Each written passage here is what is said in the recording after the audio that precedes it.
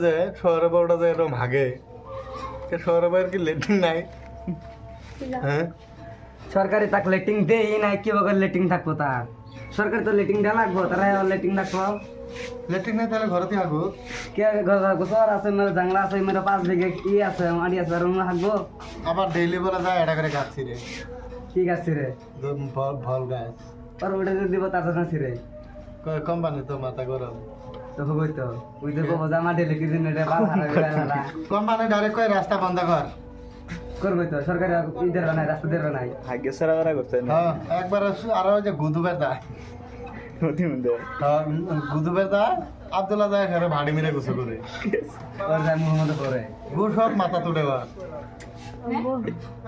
N company কাছে সাবান shampoo কিনে চাইতে বলে দিব এনকা কিনে